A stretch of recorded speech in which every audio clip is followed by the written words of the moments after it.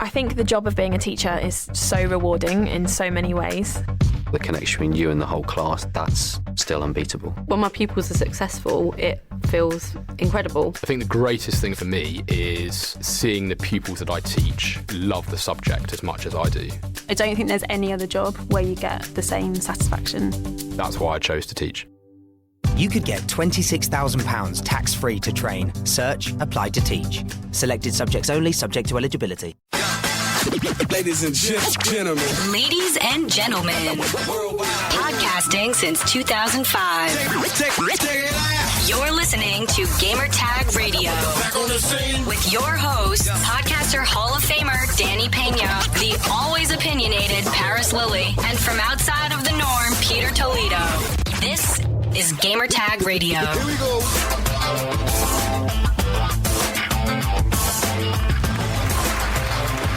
Welcome to Gamertag Radio, episode 616. This is your host, Danny. And yes, I'm solo this week. No Pete, no Paris. They're out of the country right now.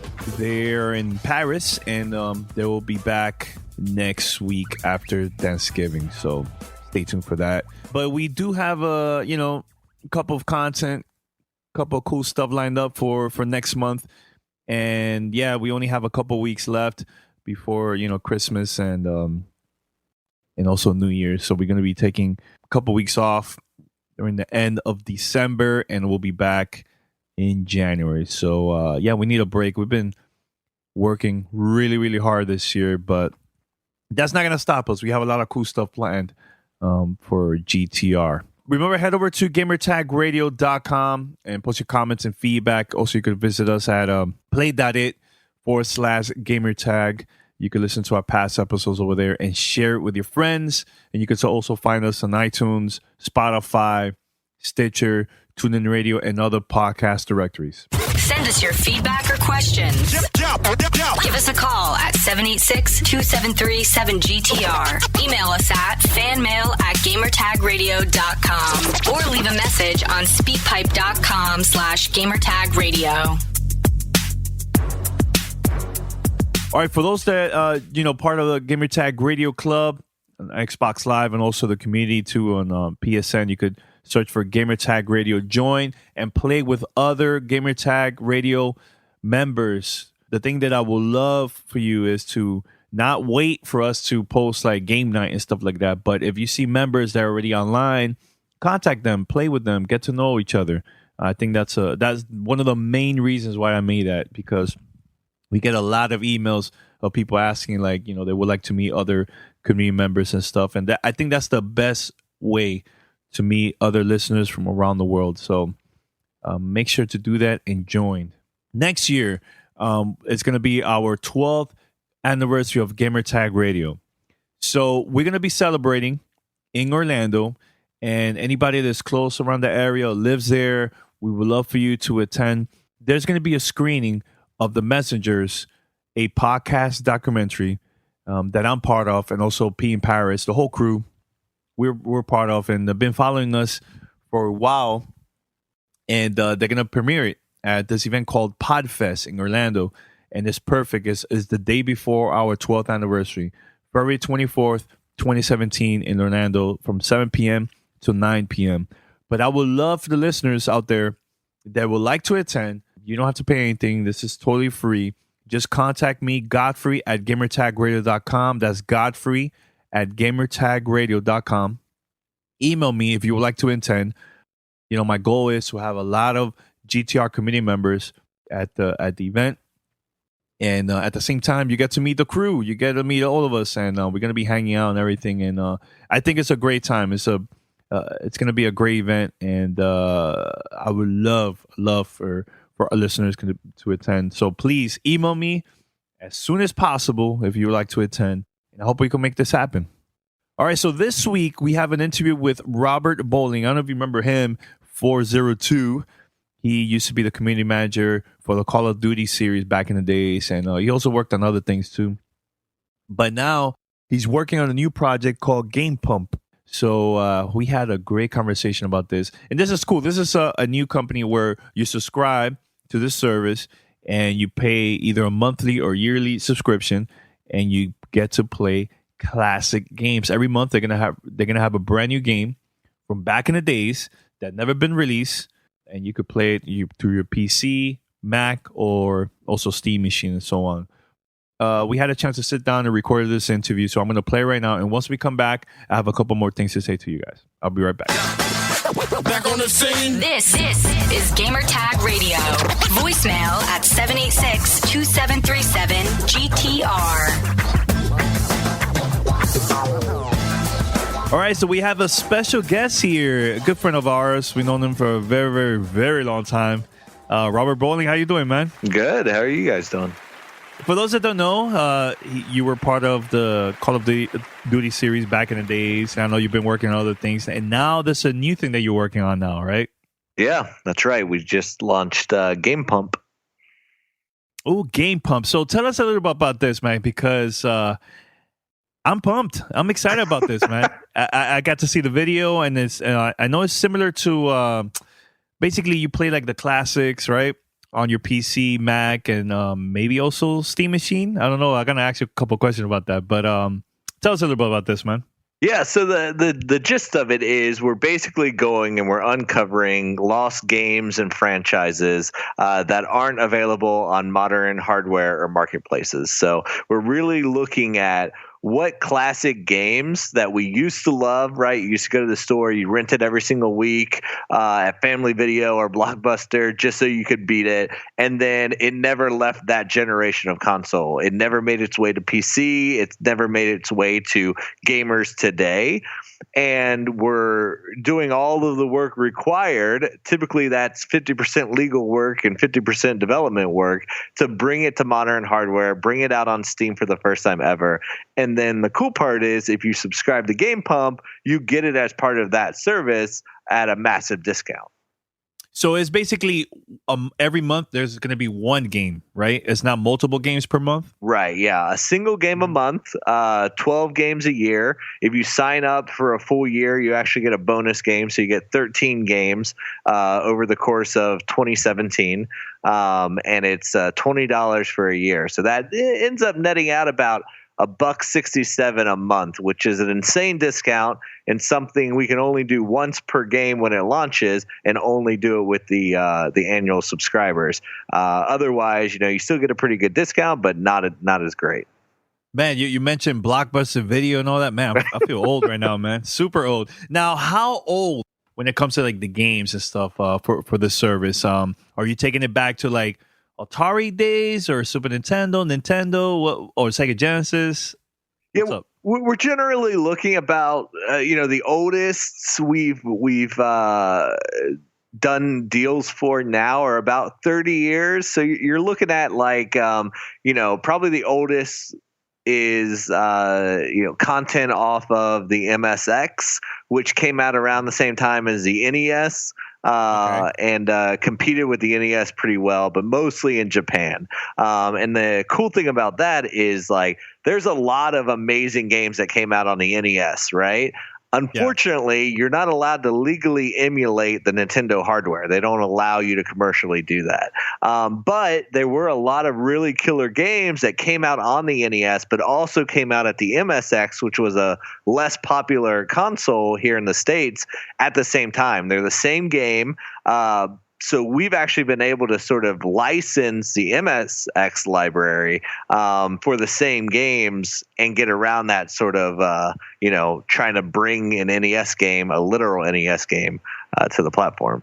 What about this? Like, there's some consoles that wasn't that popular during that time, like the 3DO or maybe Jaguar. There's some games that maybe got your guys' attention that probably came out around that time for those consoles too? Oh, totally. I mean, we're the Holy Grail are like the killer third-party stuff that came out on NES, Super Nintendo. But I mean, there was so much good stuff on the 3DO, on the Jaguar, like you mentioned, Sega CD, Sega Mega Drive, like the lesser popular Sega consoles. Nearly everybody I knew had a Genesis, but the other ones were a little smaller marketplaces. Now, what about like the most recent, like maybe maybe take it back to a Sega Dreamcast? So you probably just maybe some games there that got your attention too from around that time. Yeah, as long as they never came to PC is really, and even if they did come to PC, as long as they're not on Steam. So there are some fairly recent ones that we're looking at.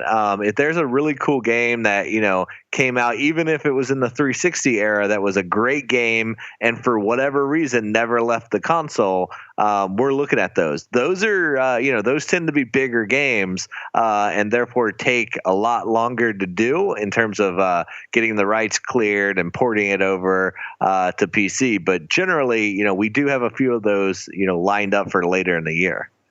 Do you think that's a little bit more challenging too for the most recent games, because some of them might have like some online features that I don't know if that's going to be a little bit more challenging for you guys? There is some aspect to it. If they were trying to call some server that doesn't exist anymore, or there was some matchmaking system that was built specifically for the hardware that they're on, like they were using, some back end from Microsoft on the Xbox side or something, there are things that we need to consider. So that eliminates some titles that we evaluate. The other hard thing with the more modern games is a lot of them have been brought to PC already by their publisher. So your sort of library of games gets smaller the more modern you get. And really, we're looking at the stuff that it sort of came out, unfortunately, something happened to their publisher, their developer. Maybe they went into bankruptcy and there's just no one left to care for the game. And that's really where we come in and we're like, hey, there's an audience who would love this. This was a great game at its time. It sucks that the company that released it isn't around anymore, but let us bring it out and then, maybe make something out of it again instead of letting it be lost to, time. How challenging is like to find like the people that worked on this game back in the days, because like you said, maybe it's been lost and it's maybe they're not even doing anything with gaming anymore. Like how challenging is to find those developers that worked on those? It's super hard. I mean, luckily I've been in the industry for a long time and I know nearly everybody in the industry. And so, it's surprising who you can find, but you're right. A lot of these guys, they're not in gaming anymore. They're retired or they moved on or they're doing some other sort of business. And really 50% of the challenge of doing this is finding who owns it, who has the legal right to let us do this. And then more importantly, like finding source code, because a lot of times we'll go to these mega publishers and we'll tell them, we'll be like, hey, 10 years ago, you acquired this company, and 5 years before that, they had acquired a company which published this game. So technically, you're the owner of this franchise. And a lot of times they won't even know it. They'll be like, oh, great. Okay, well, yeah, you can release it, but we don't have the source code. We don't have any of the original assets. And those are always interesting because we can still license the IP from them. But then we have to go find a physical copy of that game and hopefully rip the assets off it. Hopefully find an original member of the dev team and get his assistance in getting those and rebuilding the game or emulating the game to bring it out. And so how this concept came about, GamePub? So, initially it started where there were, a lot of games that I wanted to play that just weren't available on Steam. And I got to researching what happened to these games? Why hasn't someone brought them back? They were such good games. And, obviously a lot of the classic EA stuff, they're bringing back on Origin themselves. Nintendo does a good job of bringing their games back, but there's so many third-party games that they have no one to do that for them. And then I played the Turok re-release that Night Dive Studios did. And they did a fantastic job because they didn't mess with the formula at all. Turok was a great N64 game, right? And classic, yeah, for sure. They bring it back on Steam, and I was like, oh my God, I love this game. It looked as terrible as I remember. It was as fun as I remember. It had all the secrets. And I was like, we need to do this with more. And unfortunately, it's it's hard to do. It takes a lot of legwork, a lot of legal work, and a lot of upfront capital to make it happen. So unfortunately, there's not a lot of people in a position to do it. And I felt like because I was so passionate about it, and I could, I knew enough people, we could do the legal work, we could fund it. I figured, why not? One thing I was thinking about now, it would be cool if you guys could probably get the original creators or developers that work on those games that are going to be releasing on this website through the service, and maybe have like a video or audio, or even put in a game of like the story, like how was it like them working on this back in the days and stuff like that. It would be cool to learn the history about those games that came out that time. That's going to be available for the service. I think that would be cool. Yeah, that's a good idea. I haven't thought about that. Definitely, man. So, I mean, the feedback, the community is going crazy about this. They're loving this. It's going around. I know they talked about this, NeoGAF and a couple of the places, especially social media. Why is it that you think people are liking this so much, man? Especially, playing those old school games from back in the days, man. I think, it seems like one of those like just wishful things of like, yeah, of course that's a good idea.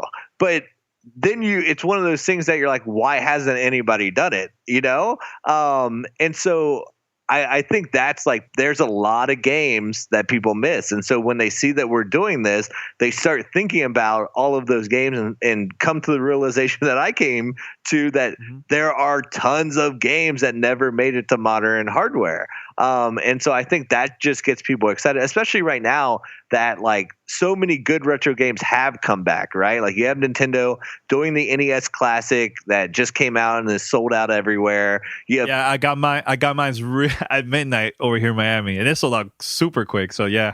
So like, the hunger is there. And I also think like, from an age standpoint, this is the perfect time because you have so many people who were kids when the NES came out, who are now in their 30s and mid 30s, who have kids of their own, and they want to introduce them to the progression of gaming that they experienced, right? They don't necessarily want their first game to be a free-to-play game or their first game to be some massive, blockbuster. They sort of want them to pay their dues, go back and play these super hard, super challenging, no save point games. And so I think that timing is just perfect. See, like there's a lot of gamers that have their PC, which they will. I definitely know they're gonna sign up for this. But what about those that have like the Mac or Linux, or like me, I have also the Steam machine. Do I have to wait? Let's say the service launches in January. Do I have to wait a little bit longer to actually play these games, or it's gonna be available for everyone at the same time? Well, right now we can only guarantee that it'll be for Windows PC. When we can, we're going to support Mac and Linux, and that's right now it's a case by case basis. Like we do all the time when it comes to PC development, it really comes down to demand. So if 100% or a good majority, 90%, 80% of our subscribers tell us like, oh no, we really want Linux versions or we really want Mac versions, then we'll definitely do that extra work to make sure it's ported to those platforms. Right now we're aiming for PC and then hope to do the Mac and Linux versions shortly after launch. Definitely, man. So how long you guys been working this behind the scenes? It's been about, I think, 9 months. So 9 months of mostly a lot of legal legwork of tracking down the IPs, the owners, getting them out of bankruptcy courts, getting them out of whatever legal entanglements they're in, and then, getting them to development teams to sort of do whatever work's necessary to bring them up. And how's it been the experience, man, for you? Because I know you've been working on other things behind the scenes, and this one is like the most recent thing for you. Yeah, it's fun. I actually like, doing a lot more investment publishing stuff. Back in the day, I was on a development team and focused on day-to-day development of a single franchise. I don't know if I can do that anymore. I don't know if I have the attention span to just focus on one franchise for 10 years of my life again. So being able to work with a lot of different developers, a lot of different games, like every single one has a different set of challenges, has been super rewarding for me. See, the thing that got my attention about this is, I'm very old school. I love my NES, Atari, all that stuff. But the thing I like about this is that, there's a lot of people from this generation that don't know anything about those games that came out back in the days. Especially like, for example, the NES Classic. I showed it to my nephews and they got excited. They were asking me questions about certain games that's available in the system. So, it's cool for them now to learn the history about some of the games that came out that wasn't, it was very popular, maybe died out very quick or something, from back then. But I like this, man. Like the whole history part, I think it's very important that we need that more nowadays, more than ever. Instead of the usual, AAA games that always comes out every year, So this is cool and this is different, man. I really love this concept big time, man. Cool, thank you. Yeah, definitely, man. So for more information about the service, and one more time, let the listeners know what they should do if they're interested about this. If you want to sign up and you want to get 13 retro games, one a month sent directly to your inbox, you just go to GamePump.com. It's $20 for an entire year, and then you're set. You just sit back and relax. First Friday of every month, you're going to get a new game. So my last question, I forgot about this. Are we going to find out the day of, or like on a Friday, or you guys gonna announce it like maybe a couple of days, or it's gonna be like a surprise type thing? It's blind, so you're gonna find out when it drops in your inbox. Obviously, once people start getting them, it's gonna spread, and everyone's gonna know. And then as they come out, they'll be added to the website. Because even if you don't subscribe, you're still gonna be able to buy it at full price after it comes out. You're just not gonna get the massive discount that the people who subscribed and didn't know what it was got. Yeah, so it's kind of like Loot Crate. Just wait until it shows up, right? Yep. Just cool, man. All right, Robert, but thanks a lot, man. All right, thanks. Welcome to Play It, a new podcast network featuring radio and TV personalities talking business, sports, tech, entertainment, and more. Play it at play.it. Back on the scene. This is Gamertag Radio. All right, it's time for fan mail. Fan mail at gamertagradio.com.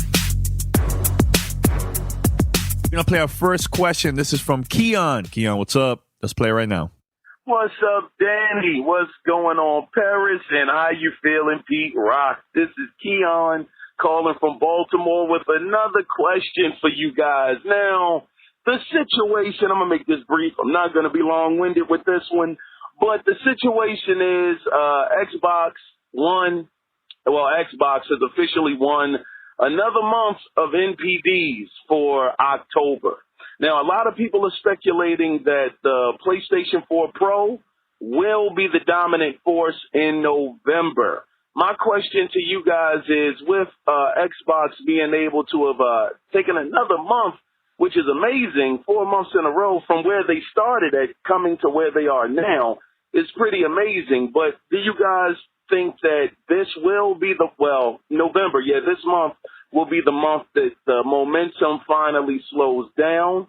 Or do you think that they can continue on with this track record? Because they've also been the number one selling console in the UK and Australia for the last 2 months. So it really seems like things are starting to turn around, or is this purely because most game players were waiting on the PlayStation 4 Pro?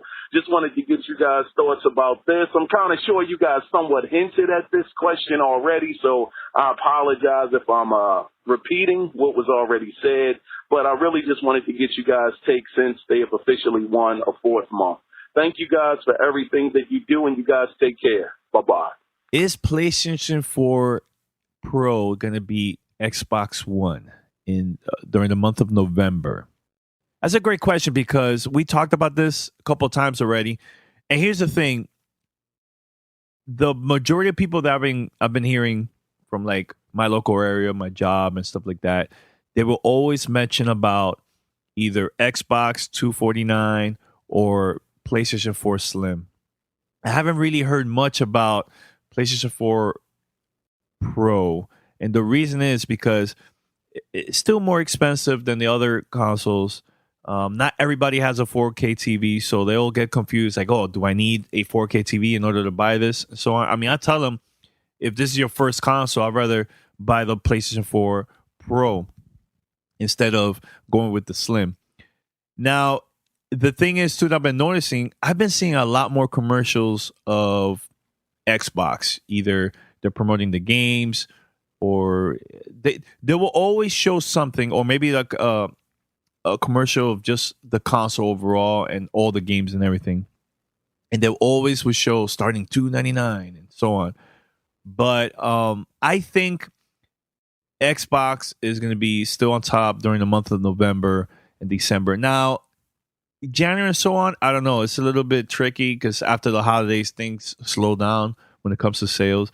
So we'll see. I've been seeing a lot of ads with Xbox, so I just don't see them stopping at all. So, I mean, I might be wrong. Let me know. I mean, I know there's a lot of gamers that purchase a PlayStation 4 Pro, but is that going to be enough to beat a $299 or $249 console? I don't think so. So just be on the lookout. I think the most interesting thing is Black Friday. There's a lot of salesmen everywhere for both the Slim, the PlayStation 4 Slim, and Xbox One S. So I think they're gonna do a pretty good job during the Black Friday weekend. So yeah, Keon, I don't see Xbox stopping anytime soon. So I mean, let me know how many people out there actually went to the store and bought a PlayStation 4 Pro. The average person, I think they're gonna go straight to the cheaper console than anything else, you know. So I think the hardcore audience definitely bought the 4K console for sure. The hardcore audience, they'll do anything. They're the same ones that are gonna be buying Scorpio next year. You know, day one. Same thing with the Switch. What about everybody overall? The casual gamers, the how Paris call them, the little Johnnies of the world. Are they going to actually go and buy a PlayStation 4 Pro just because it's a brand new console? No. They're going to go with the cheaper one. All right, this is from Christopher Rosario. Shout out to you, man. He's a longtime listener of GTR. So he sent us an email. Hello, Godfrey and the crew. Just a quick thought on the NES Classic console. I'm excited to get one for the nostalgia, but they did drop the ball with the ability to add some new games. I'm assuming they will be rolling out similar Super Nintendo N64 version to get more money out of us. Any word on the Sega version of their classic Genesis console? I saw an ad for one, but nothing at GameStop.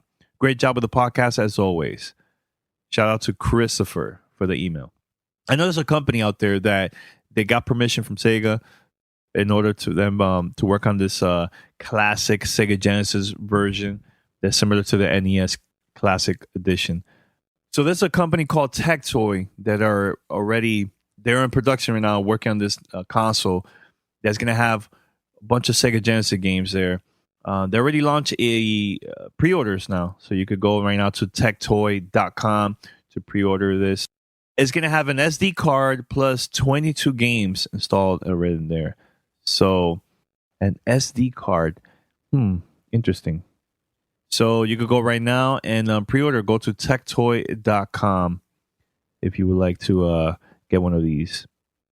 But yeah, it's going to have 22 games, and some of them I'm going to mention right now is Game Ground, Alien Storm, Altered Beast, Alex Kidd, Golden Axe, Golden Axe 3, Sega Soccer, Shinobi 3, Sonic 3, Turbo Outrun, and many, many more. Roughly right now it's $125. It's not that cheap, but hey, if you're a fan of the Sega Genesis, I think this is the one for you. So go right now to tectoy.com and you can pre-order the console. All right, so this is an email from Roger from all the way from Australia. Shout out to him. All right, so he's just started a brand new show on YouTube. He got inspired by listening to Gamertag Radio, and he's thinking of having a couple of friends each week and chat about gaming news. Well, he's going to have, roundtable discussions with his friends, and while they're playing video games, and they're going to post it on YouTube and on Twitch. Similar to the things that we do over here. But he wants to get any tips for someone starting out. Roger, I'll tell you this, man. I think you should just concentrate on that. Just having fun with your friends, get to know each other even more on a personal level. I think that will make the show even better. And just play games. Play, record, post them on Twitch, YouTube. Don't worry about numbers. Don't worry about none of that stuff. For me, I started with really bad microphone, bad equipment, but I managed to just record conversations that I had with the whole crew back in the days in 2005. And I really didn't care about the quality, none of that stuff. I was just having a blast. And we eventually got better and better. And then I invested on getting better equipment and so on. But one thing that we managed to do too is get out of the house, go attend events. If there's like a local event around Australia, like I think there's a PAX Australia, attend, go there, record interviews, especially, the indie developers. They're dying for someone to interview them so they could promote their games and stuff. I think that will be a great way for you to start. And eventually you're going to get better. More people are going to know you. This industry is so small. It will go around. They're going to talk about you, about your YouTube and everything. And a lot of companies right now are concentrating on YouTubers and Twitch streamers. So focus on that. Don't worry about numbers. You're going to start small, and eventually it's going to, you're going to get a lot more new listeners. So everything takes time. Roger, one of the most important things is have patience and just keep on working and don't give up. Everything takes time. And eventually, once you do all that stuff and you get to know people in your local area, forget about worldwide. Think about the people that live in your area. They're gamers. Find your community. If there's any local events, any tournaments, any like esports or launch event, attend. Take a little recorder or a little video camera and just record and post that to your YouTube and Twitch. That's one of the things too. I have to say, not everybody has the time to watch your stuff live, but a lot of people will have time to watch or to download your content that's already recorded. So also think about that too. All right. And good luck with your show, and send me the link once it's live. I'll check it out and I'll support you, man. And I'll share with other people that follow me on Twitter and on Facebook, man. So good luck, man. But now, look, I just want to say that I'm going to wrap it up because this is going to be a very, very short show, due to we've been like super busy for the past few days. But we'll be back after Thanksgiving. We have a lot of cool stuff planned, and I can't wait to share it with you, the listener. All right, so head over to gamertagradio.com or play.it/gamertag. Listen to our past episodes. You could also find us on Spotify, iTunes, Stitcher, TuneIn Radio, and other podcast directories. Send us your feedback or questions. Give us a call at 786-273-7GTR. Email us at fanmail@gamertagradio.com or leave a message on speakpipe.com/gamertagradio. All right, until next time, we're out. Peace.